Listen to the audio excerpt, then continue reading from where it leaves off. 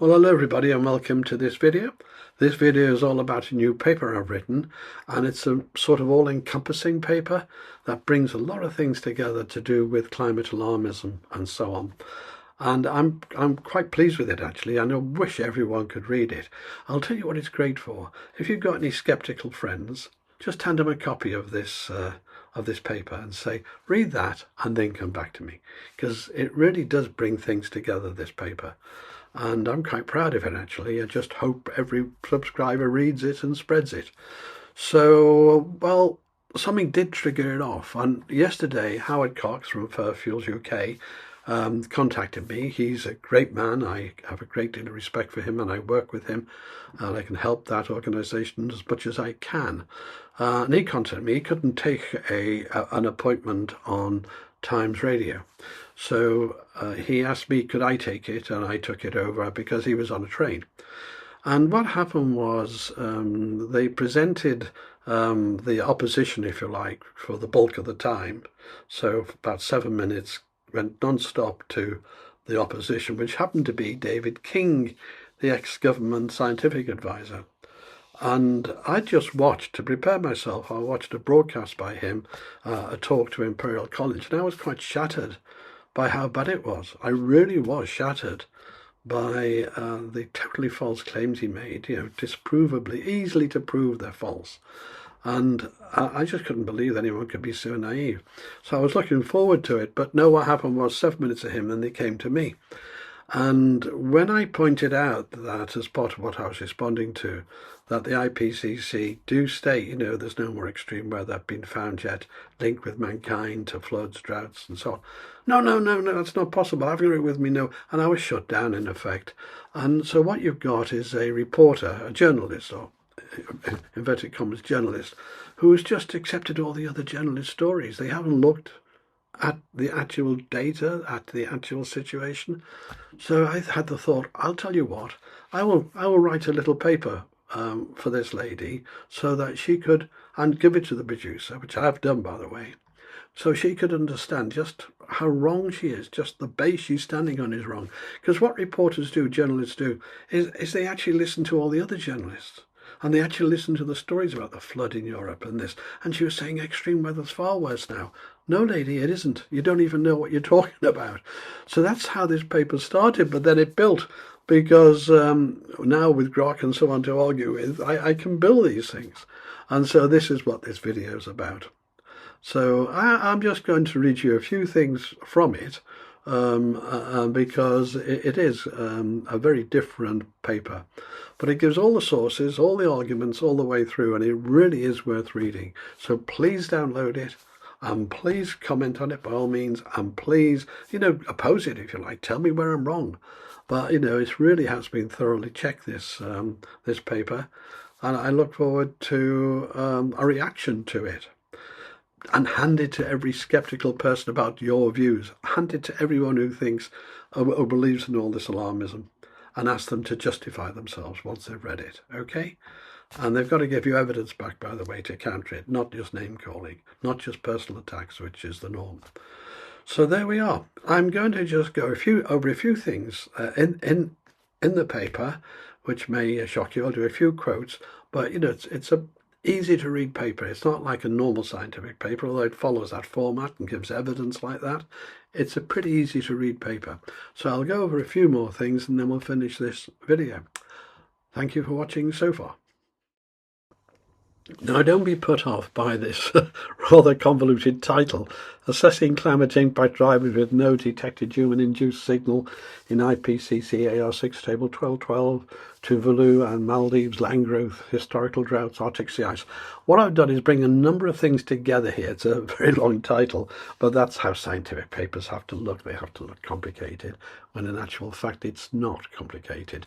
I'll just read out a few things and then come to the conclusion. What the paper does is it starts off with the base of the IPCC's Table 1212 from AR6. And what that table does is says there's no man-made influence so far detected on all sorts of things, floods, droughts, tropical storms, sea level, and so on. So I start off with that, and then I bring in other factors to get it to reach conclusions as we go. And the conclusions it reaches are totally solid on the skepticism side. So here it is. These are the factors that the IPCC say, the issues that there's no man-made influence so far detected.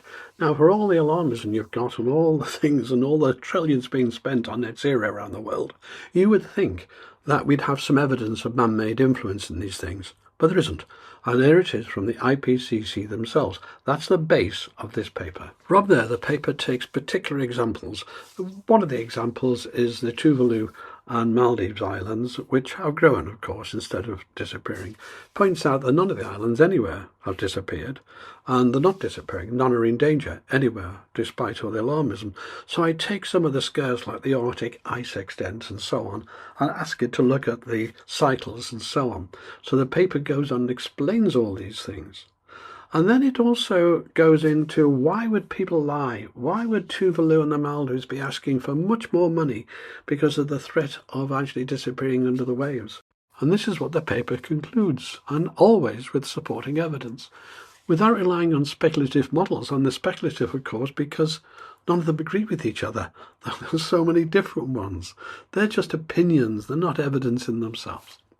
The lack of evidence linking man-made climate change to extreme weather renders the rush to net zero emissions dangerous, costly and economically damaging to Western nations. Tuvalu and the Maldives funding claims highlight fact distortion to drive net zero policies for financial gain, serving as a red flag. The analysis advocates for skepticism towards alarmism and evidence-based policies. So it's advocating evidence-based, which we don't have at the moment, believe it or not.